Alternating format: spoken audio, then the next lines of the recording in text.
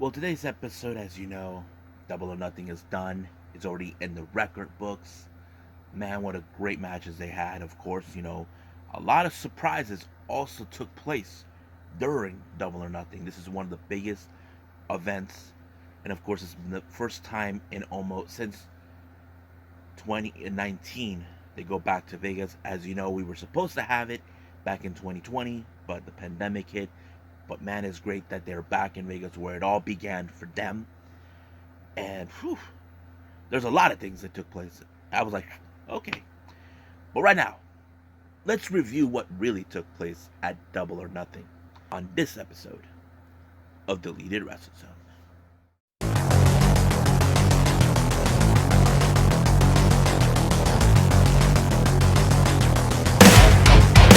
Are you ready?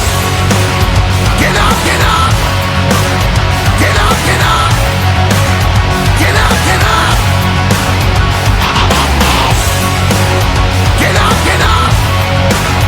Get up, get up! Get up, get up!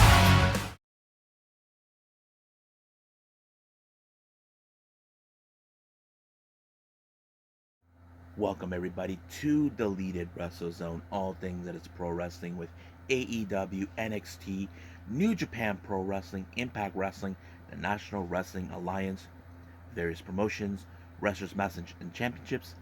I am your host, J-Rod here. So, let's discuss and review what happened in Double or Nothing. Now, normally we don't do the buy-in, but for me, I want to because this was a match I was kind of curious. The how this thing between Hook and Danhausen, or as they call themselves, Hookhausen, deal with Tony Nese and Smart Mark Sterling. Now, if you've been following the story about this, Tony Nese had his issues towards Hook because he felt that Hook was given everything on a silver platter, you know. But Danhausen was also getting the attention as well, which drives Tony Nese crazy. So he has his representation, Smart Mark Sterling, to help him out. However, he set this match between himself and Sterling to take on Hook and Danhausen. Now, Danhausen and Hook didn't really get on the right foot because Hook was impervious to the curses that Danhausen puts out on him. So Hausen has been trying to get up his nerves, try to get him the curse, but nothing worked. However, at some point he just warmed up to him. Something that Taz mentioned on commentary, saying, it's not easy to warm up for Hook to warm up to other people, but he understands him. It's like, but he also did mention that like Excalibur or Tony Schiavone kind of not compared him, but felt like the different lives that they live is, Taz was a singles competitor before he started teaming, and Hook is in that same type of path, but he's not comparing it. So it's like similarities between them. So it was a pretty good match. It started with of course, Tony Nese and Hook, but at some point Sterling shows up and all this other stuff.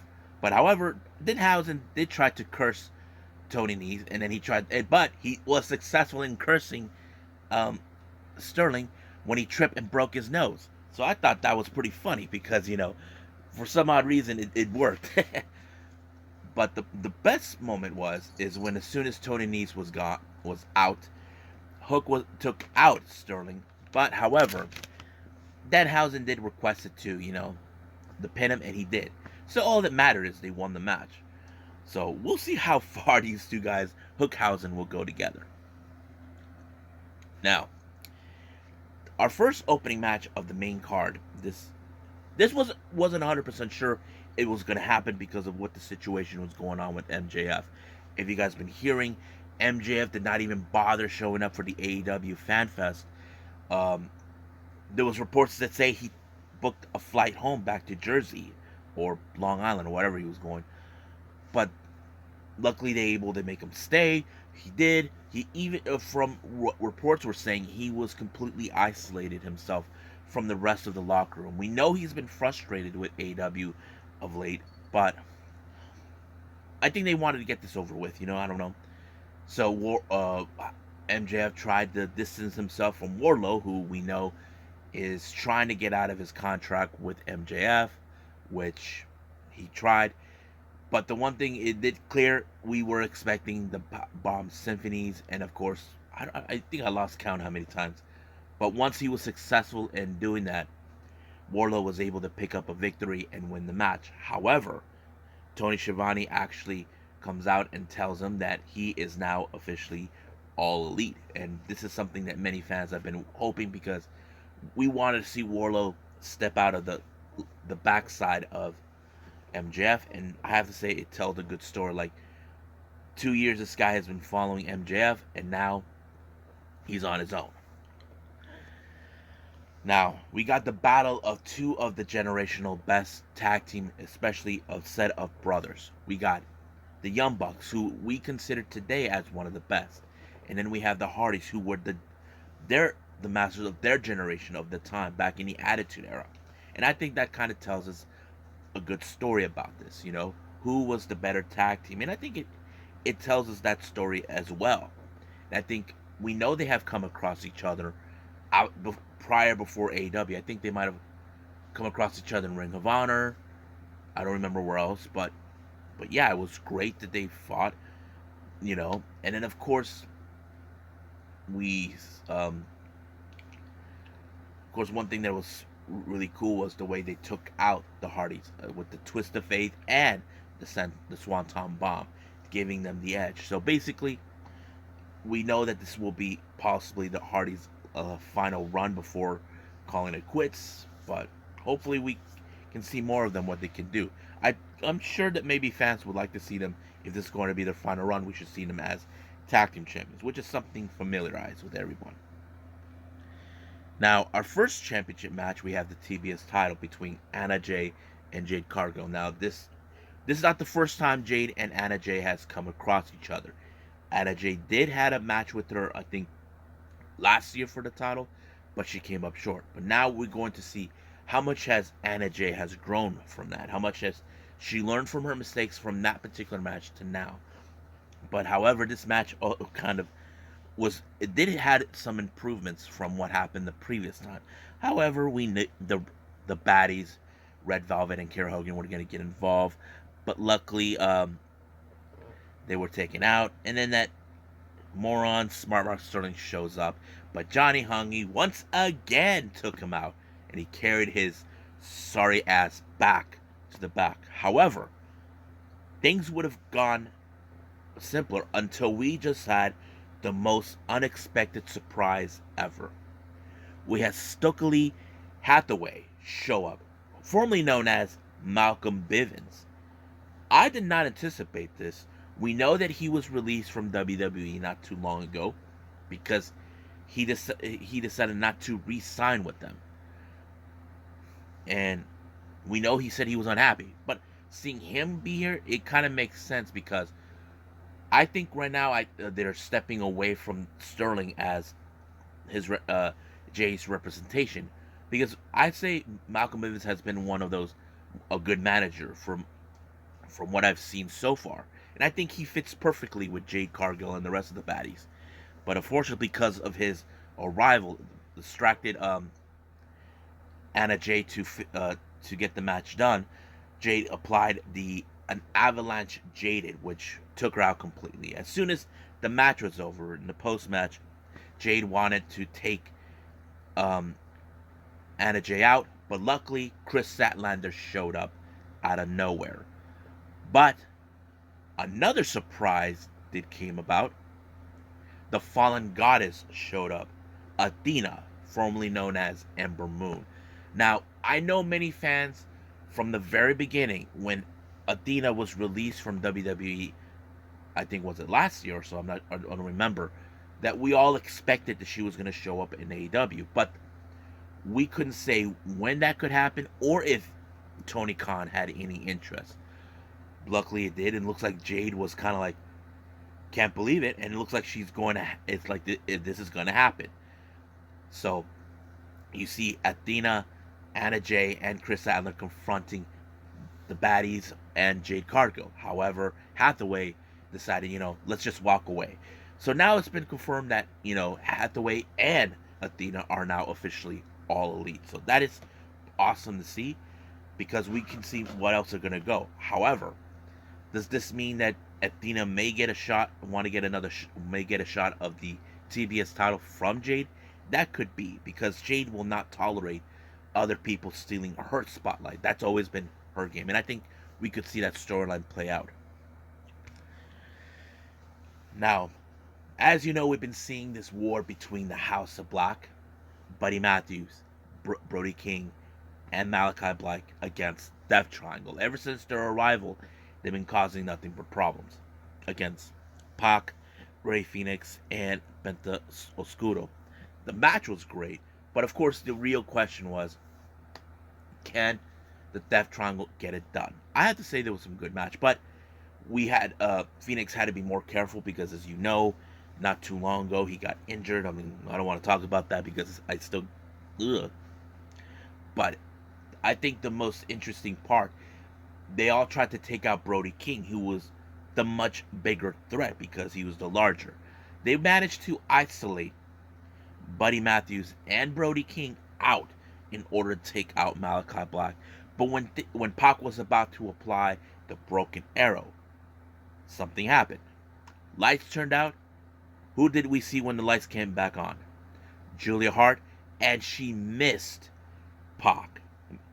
We did not anticipate that much, but I think many people might have thought, okay, maybe we could see Julia Hart step away from the Varsity Blondes and join House of Black. And she did.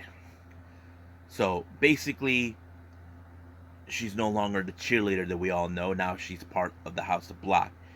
I don't know if this was part of the plan that Malachi Black had or whatever, but it did play out, so it looks like officially Julia Hart is now a member of the House of Black. Now, our next match, this is the finals of the Men's Owen Hart Foundation tournament. We have Adam Cole versus Samoa Joe. Now, these two guys, they're well of each other of reputation, which is good. However, I don't think they have ever come across each other ever at all. And I think this was one of those experiences. Now, these two guys are good. It was pretty awesome. But of course, we know Adam Cole always has a plan. He had I don't know if he sent Bobby Fish or Fish did it on his own accord to give him a helping hand. But it took a lot of multiple super kicks for Adam Cole to take out Samoa Joe. But the one thing that was cool is we did not see Satnam Singh, Jay Lethal, or Sanjay Dutt being there, trying to ruin the moment. But Adam Cole won when he applied the boom. So he became the first winner of the Owen Hart Foundation men's tournament. Now we jump into the women's, which is something we else were expecting. We have Britt Baker and Ruby Soho. Now, these two have come across each other before, ever since Ruby Soho won at the all-out battle, at the casino battle royale that took place, as she was the Joker of that time. And she did face Britt Baker, but it was to no avail. She came up short in that match. So this is like one of those matches where, okay, we know these two women are well respected in their own game and all this and that. And I thought it was a pretty amazing match. Like I saw with Adam Cole, I would have assumed that we were gonna have Jamie Hayter or Rebel to give a helping hand, but no, it did not. It kind of played out clean. But Britt Baker did pull off a huge victory onto Ruby Soho, becoming the first ever women's Owen Hart Foundation women's winner. And the best part about this, she and Adam Cole are the first power couple to become the winners. And of course, they had a little small ceremony when we had for the winners. They brought in Martha Hart. Everybody, of course, giving the, calling out Owen's name. As you know, Owen Hart was a name that many people have talked about for many years. And I'm to be honest with you, I've always thought, I had thought this thing ever since watching this ceremony. I'm like wondering how WWE fans would react to all of this. How now Owen Hart's being mentioned at another promotion rather than WWE. That's a thing that kind of gets me thinking, but that's another conversation. But of course, Martha Hart, who was very happy how this whole tournament show up, how this came about, the staff she got to work with, and of course she presented both Adam Cole and Britt Baker these belts, one in black, one in pink, and it's pretty cool, and the trophy itself. So I thought it was a pretty nice ceremony, and I think Martha Hart really gave out a really good speech. Now our next match, this rivalry is gone far enough. We have Scorpio Sky, Ethan Page, and Paige Van Zandt making her in-ring debut, taking on Frankie Kazarian, Sammy Guevara, and Tay Conti. Now, I think the real question did remain: can Frankie get along with Sammy and Ty? That's always been the obvious question. We know that Sky and Paige and Paige Van Zandt, they can get along. I think that was the key point of the story. But obviously, it did not go so well, you know. And I think the best moment was Sammy accidentally super kicked Ty. He even left Frankie Kazarian high and dry. But remember the stipulation: if Sky, Ethan Page, and Paige Van Zandt won the match, Sammy Guevara and Frankie Kazarian are no longer allowed to challenge for the TNT title. But one way or another, it could happen again under different circumstances. Now, our next match is between Kyle O'Reilly and Darby Allin. Now, this match was put together right after when Darby Allin called out Kyle O'Reilly for what he did to Sting. If you guys remember, Kyle O'Reilly put a chair right in Sting's ankles and took him out completely. And Darby Allin wanted to take revenge on O'Reilly. I thought the match was pretty well. I was like surprised how Kyle O'Reilly did his finisher twice on him and didn't work. But they say third time's a charm, and that's always the key point. And I did not anticipate Darby Allin losing this match, but I think they were going to give Kyle O'Reilly a really good push as a singles competitor on this one, because we don't know if they're going to continue with him and Bobby Fish going for the AEW tag team titles. That's something that's still unclear on that part yet, but we know we can expect a whole lot with that. Now our next match is a championship match. This is for the AEW Women's World Championship between Serena Deeb and Thunder Rosa. Now, as you know, Serena Deeb has been on a tear ever since she decided to feel like the playtime's over. All these young women in the wrestling business need to learn a lesson, all this. And Thunder Rosa, who has been highly respected as one of those best wrestlers, of course, Dusty Rhodes even disrespected Serena Deeb, because he said that the fact is he believes that Thunder Rosa can win this match. And even Tony Schiavone felt the same way, because Thunder Rosa has always been one of those wrestlers that people can get behind on. And Serena Deeb did not take that too kindly, because she felt that she has been working real hard to gain respect. But when it comes to Thunder Rosa, she goes off. She goes to war. That's why she wears that makeup. Basically, it's more like a war paint type. And I think it does the story. Well, I mean, Thunder Rosa did have respect for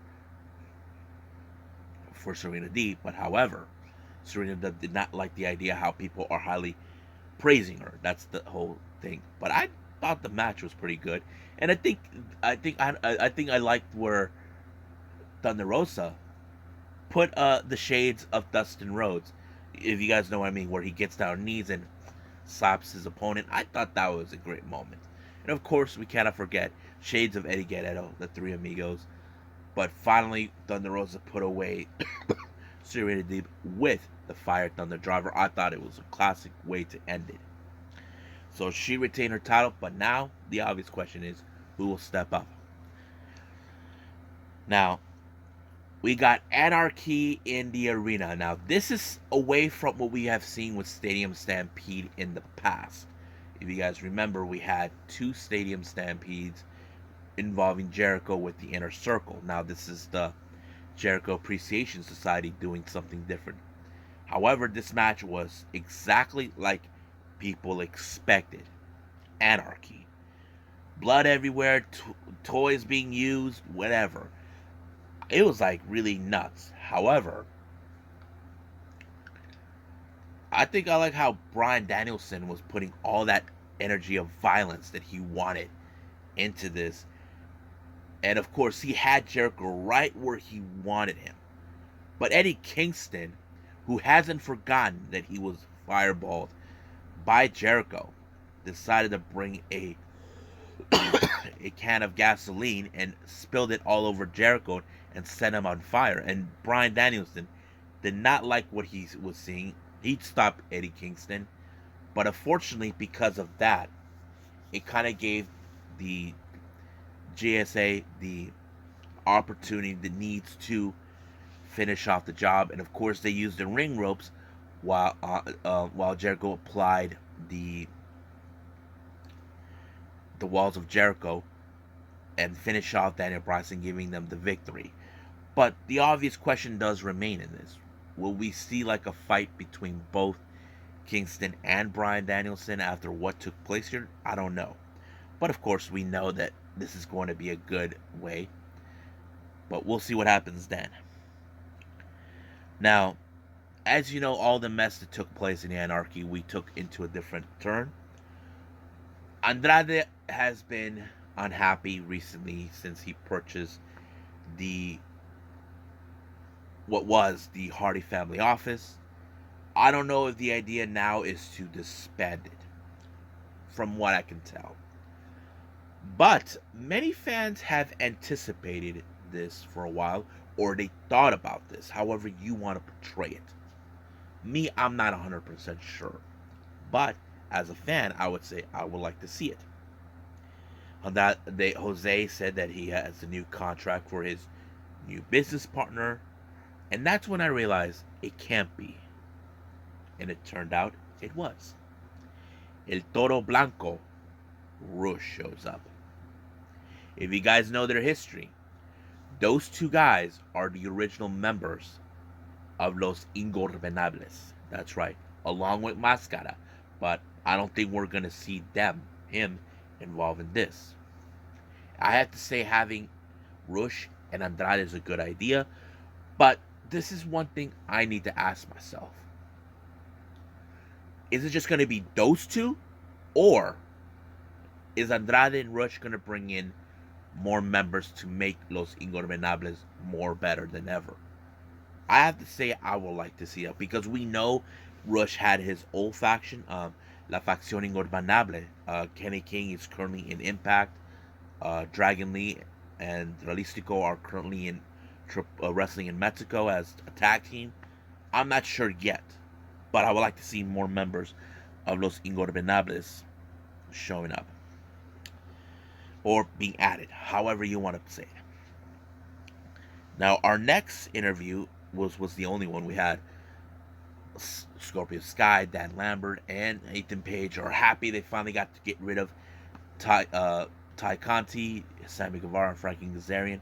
However, he wants to see who. Sky decided, he will accept anybody, but he was too not to compel because the person who accepted the challenge was Dante Martin. We know he's on a tear, but Sky doesn't feel like he's ready for this type of match. I mean, look, we know he has been on a roll as a singles competitor over time since Darius was hurt, and we know he can pull it off. I know will be a good match with him, so Scorpio Sky granted him, but let's see what happens then.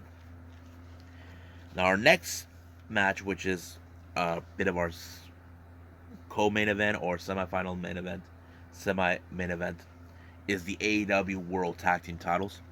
We have Team Taz, Ricky Starks, and Powerhouse Hobbs versus Swerve of Your Glory, Swerve Strickland, and Keith Lee taking on Luchasaurus and Jungle Boy along with Christian Cage. I thought this match was perfect. I think it was amazing.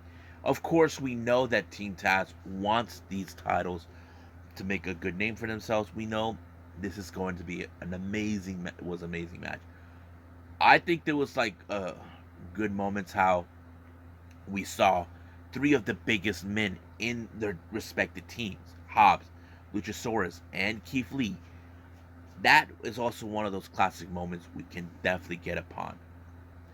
And I think it shows us, okay, that's what we needed. But I think one of the most amazing moments is Keith Lee jumping over the ring, doing like a over the top something. I'm like, wow. I did not anticipate that a whole lot. However, Ricky Starks was on the verge to ensure that Team Taz win these tag titles, but however, Christian Cage was able to pull him out and make sure this match goes in favor to Luchasaurus and Jungle Boy, which they did. They managed to apply the Jurassic Express onto Swerve, and they retained the titles. And I thought it was a perfect match, and I liked it. So now we'll see who will be the next challengers. Now our main event is the AEW World Championship between CM Punk and Hangman Adam Page. Now, this tells us a good story how this. If you look at Hangman Adam Page, he's been that guy who's been with AEW from day one. And he feels he needs to protect AEW from outsiders like CM Punk, who already name a name for themselves elsewhere. But he will not tolerate him being in his turf. And I think that kind of tells us that story. He will do anything in his power to ensure. So basically, Punk was right about one thing. He is taking it personal. But the real question is, can Punk fulfill what he is planning to do to win the AEW title? Now we know they both are watching out for two moves: the Buckshot Lariat and the Deadeye. Those are the two moves that Punk has to worry about against Hangman, and of course, Page has to be more careful with the GTS. But there was a moment where Hangman was almost on the verge of crossing the line by using the belt when the ref was out. But luckily, Punk took that out and he put Hangman to sleep. And he pinned him. 1, 2, 3. Our brand new AEW World Championship is over. CM Punk finally fulfilled what he wanted. And I think many fans are probably happy with the idea, because I think recently people thought that maybe having Hangman Page was a failure as a champion. I can't say it's not, but I think maybe as a long term it probably wasn't going to work out. But maybe exchanging the belt to someone else probably would be a much better suitable way to put someone who has a much better opportunity to carry AEW to the future, that kind of thing, until we find another opponent. But I wouldn't be surprised down the line if, just speculate this, if we're going to see MJF, who probably would want to challenge for the AEW title. He probably would be on jealous mode. That kind of would fit into a storyline, but right now we cannot say it's going to happen. But I can say that's what I would think. For me, it could happen. I don't know about you guys, but we'll see who will step up to be the next challenger for the AEW World Championship against our newly crowned CM Punk. But if you guys didn't know this, someone posted this on Twitter, where you see FTR come out and congratulate CM Punk. I did not anticipate that. But to be honest with you, I wasn't sure if those guys were really good friends or not. But I would be surprised if those two, if FTR and CM Punk become a faction. To me, that would be cool to see. Because you got the best in the world who has won multiple championships versus a well-recognized tag team. I think it could fit in if that kind of can be possible, because I feel like the Pinnacle's done. We need something better, with the factions. And I would like to see that. But right now, let's just say it was a pretty good pay-per-view. I know it was long. I know people were tired. But It was great. Great matches that they put up. I think it was, and of course, the hell of surprises that we just saw along the way. But that's all I can say. So, AEW nothing is done. But let's move on. But right now, I say let's just call it a day. Well, like I said earlier, I was gonna make this all about Double or Nothing because I knew from the moment I watched this, it's gonna take forever. It's a good thing I did not add it any other wrestling events that I can review, but there's a lot that I have missed during this weekend. I haven't seen House of Glory, Wrestling Revolver, and a few others. I may put those in the upcoming episodes, but I'm not 100% sure when will those happen because I did mention this before. I will be on vacation for almost over a week, but however, I will try to put in because there's certain events that that I definitely want to see, and the ones that I want to see are mostly coming from Japan, New Japan, Stardom, and all that. I'm not sure if I can get Wi-Fi where I'm at, but if I do, I will put it up. I feel like I have to do those only when it was the right timing, but we'll see how that goes. But right now, I'll say, but for the upcoming episode right now after this, I haven't decided yet. I know Dark Elevation is on the plan, but I'll keep everyone surprised to see what I would put in. I know recently there's some events I haven't seen yet, but it's still on everybody on my list. But right now, I'll see you guys in the next DWZ time. Same DWZ channel. I must bid all of you adieu. So, goodbye. And have a nice day. Bang.